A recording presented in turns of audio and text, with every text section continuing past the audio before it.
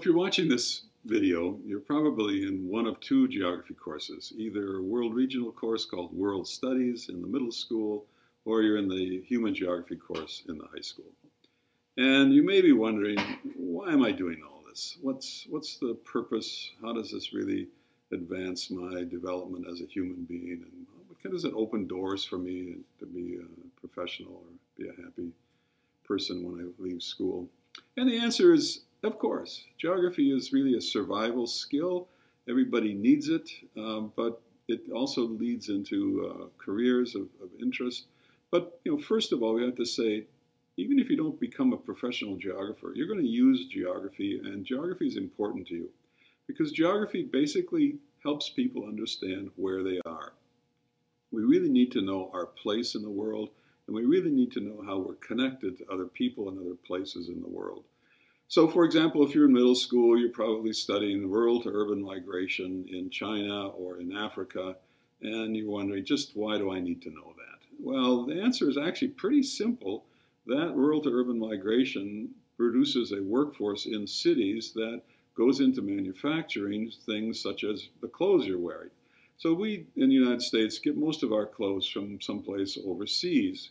And those clothes are made by people who have been rural to urban migrants in those cities. So it's really important for us to understand these movements of people, the flows of money around the world, and of course political issues that flare up constantly around the world. And not just worldwide connections, but where you are in the city, where you are in the United States, where are you in your neighborhood, and so on. So kind of a basic survival skill idea. But beyond that, when you leave high school, there are lots of things that you will do with geography as an individual and in your career. Now, we usually talk about geography as a study of spatial analysis or location analysis, but geographers really study where things are and why they are there, and to put it in a more proactive thing, where should we put things? So in a sense, you can think of geographers as people who specialize in putting things places, finding the right place, either for an individual or a factory or whatever. So one big career field is called location analysis / urban planning. So if you go into urban planning as a career, you'll work for a government agency of some sort, trying to figure out the best way to locate things in the community that will have the greatest good for the most people. So you'll be working on location of roads, commercial developments, shopping malls, housing developments, police work, fire work. All these people are doing geography.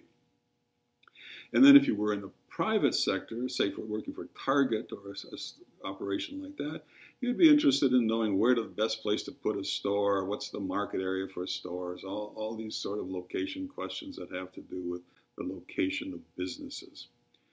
Now, in addition to that, there's all kinds of specialized fields, like transportation planning, environmental planning, water quality questions. There's a geography of agriculture. And there's a really growing field. One of the more rapidly growing fields is medical geography, studying where to put medical facilities, looking at the impact of the environment on people's health, and of course studying the spread of diseases. But underneath all this is what we call geotechnology, and that's geographic information systems and geographic positioning systems. In our era, everything is geocoded. That is, we know the latitude and longitude of just about everything. If you have a cell phone, it's recording its location in latitude and longitude constantly, and we make maps of all kinds of things, I guess I'll say things, and then we make maps of other things and try to correlate those maps together to see if there's a causal effect. And basically, every single career that you can think of is making use of geotechnology in one form or another. So there's geographers everywhere. They may not call themselves geographers, but they're using geographic skills in solving their problems. One of the biggest fields, of course, is the military. So some of you may go into the military when you leave school, and knowing where you are in the military is extremely important. You have to know where danger is, you have to know where safety is, and so there's no surprise to anybody, I think, that people in the military make great use of geography.